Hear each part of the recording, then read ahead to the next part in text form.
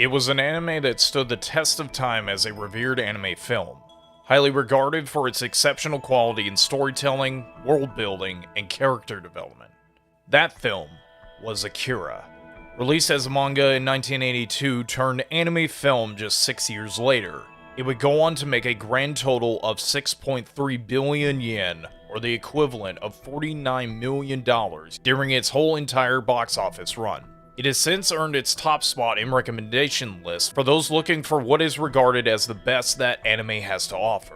And given its impact, it's not surprising that video game developers have sought to bring the vision of Akira into the video gaming world. During the same year as the film was released, Kyoto-based developer Tosei joined forces with the publisher Taito to unveil an adventure game exclusively for Nintendo's Famicom, which would receive a below-average rating from different publications. While in Japan, Akira would receive games for different platforms, but at one point in time, North America would hope to capitalize on the release of the English dub on VHS. On this edition of the Uncommon Valley, we take a closer look at the troubling development behind the North American release of Akira by Black Pearl Software.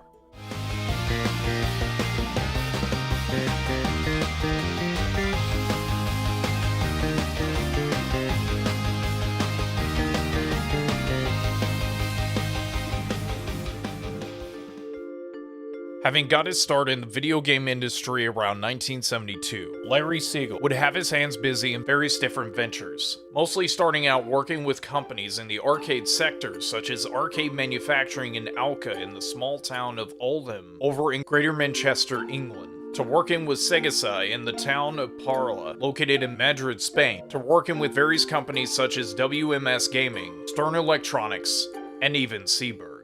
It became quite the who's who resume in the gaming industry, and Larry Siegel was making an already sizable impression. In 1983, Siegel went on to start up his own company, Mimtron, which mostly focused on bringing over arcade games from Japan over to various countries around the world. Then in 1987, Mimtron would be purchased by the Atari Corporation, and Siegel would become the vice president of their video game software division. After seeing his past resume that he worked hard to establish, they believed his expertise would help revitalize the once gaming giant back from obscurity. So much so, that sometime later they gave him the prominent position of president of their entertainment division. Having only been in the video gaming industry for over 15 years, he was now a president of a former titan of the entertainment market. It was now up to him to ensure that he lived up to his reputation, and one of those was to help secure third-party licensees to their struggling Atari 7800. But due to Nintendo's continuing stranglehold on the market along with his back-and-forth arguments with Jack Tramiel over the best way to grow the company, he would resign from his position from Atari and would leave the company going into the 1990s. Then during the early 90s, he would go to form Black Pearl Software in June of 1992, having helped publish titles such as SimCity 2000 and Jungle Strike within the first 2 years of operation. While a good enough start for the company, Siegel was looking for something that they could pick up as a game that they could call their very own gem. It was then in 1993 that Steve Harris of Electronic Gaming Monthly saw an anime film that was making an impact over in Japan that he had seen recently called Akira, and offered Siegel a Japanese VHS copy of the film in hopes of getting some inspiration for brand new ideas. What Siegel saw truly impressed him so much that he got an idea to make a game based on the very film itself. Siegel then rushed to order a plane ticket to fly out to Japan and to meet with Kodansha and the creator of Akira, Katsuhiro Otomo. Unfortunately, Siegel was informed that another company by the name of Streamline Pictures had already secured the rights to produce the English dub of the film, so he was told to talk to them about it instead. He then rushed to fly back out to the States, where he talked with Mike Howler from Streamline Pictures, and they agreed to a 5-year deal that would allow Siegel the chance to use the Akira license to produce a video game. While he now had the intellectual property, the remaining issue was how to go about making the game itself. The biggest issue was not about how to make the game, but more or less about how much it was going to cost. Their company not having been around long enough, they didn't have enough capital to do all the development in-house to make a home console version. Siegel then got the idea to make it for the Game Boy first, Then once they had enough money on hand, they would then make it for other consoles. So he looked to help outside the company to help make such a game possible.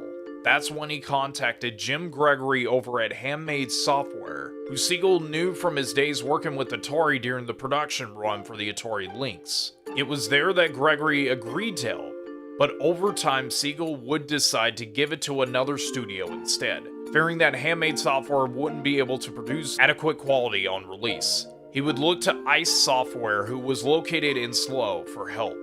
ICE Software already had experience with helping release Akira for the video gaming market, but just when the ICE deal was about to take off, THQ acquired Black Pearl Software and would give Siegel the position of Chief Operating Officer of the company.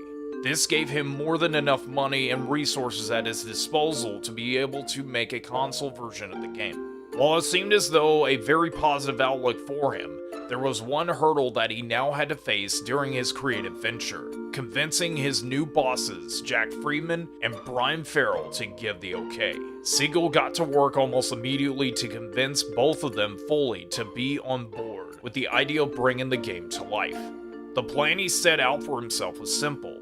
Give them the opening pitch for him wanting to make the game on 3 separate platforms, give them each a copy of the movie to show them how great it was, and then they too would be on his side and be on board with the idea to create the project. While optimistic about the idea about his dream game might finally get made, both Friedman and Farrell would have other ideas in place instead.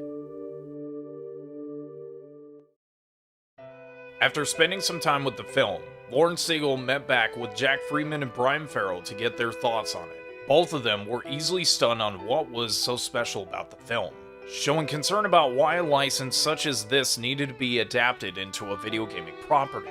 Siegel, not giving up hope, further explained to them that they could make this game and release it to the public, that Akira could become their next mega hit franchise. It still wasn't enough to convince either Friedman or Farrell, but they allowed him to go forth with the project either way. At the same time, reports started showing up in magazines, one in particular for an issue of Game Zone, reported that Handmade Software and ICE Software both were working on a Super Nintendo and Game Boy version, while at the exact same time, Black Pearl Software would work on a version for the Sega Genesis. It seemed as though momentum was building for the project more and more through word of mouth, and they finally had a proper working prototype build of the game.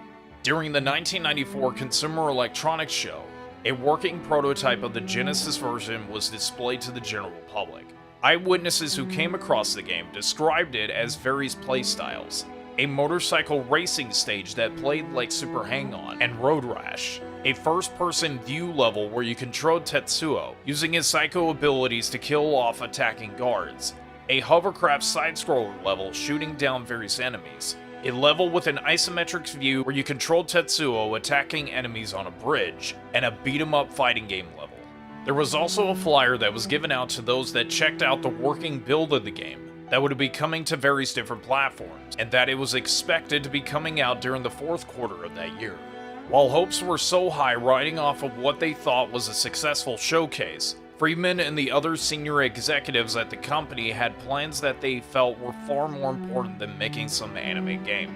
Siegel's frustration with this came apparent where he was headbutting with his bosses over resources that could have gone to his project, were going towards licenses that he felt weren't worth the company's time. Lawrence was quoted saying that there were more and more shows and movies that would have their licenses purchased, some properties like Wayne's World and even Ren and Stimpy. THQ was worried if there was a popular franchise out there, they had to strike while the iron was hot. With more and more valuable resources that were being stripped away from the Akira project, Lawrence's frustration with the higher-ups became even more apparent. So much so that a year later, after being a part of THQ, Siegel would leave the company, and not long after, the Akira project would be quickly cancelled.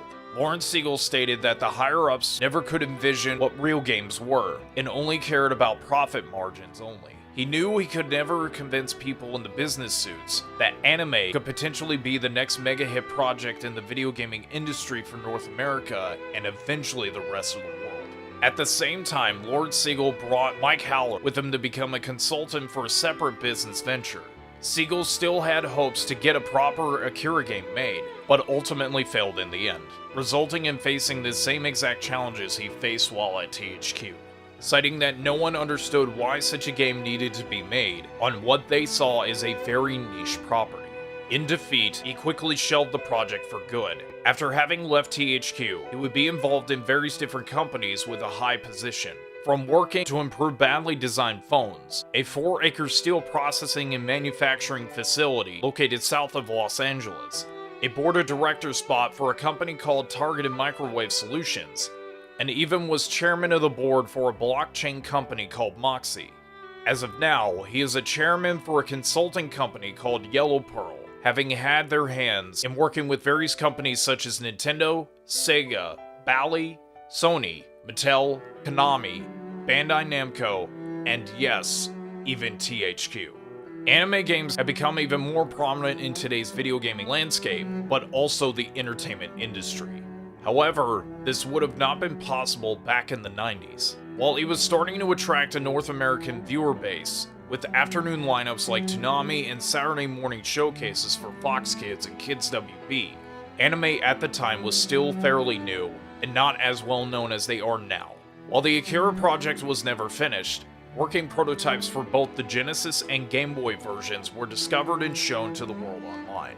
While the Genesis prototype was successfully dumped online, the Game Boy version wasn't and was sold to a private seller.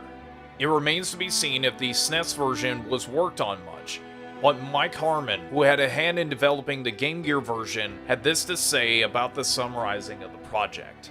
It was a 5-engine game, and this is why it never shipped. Too ambitious.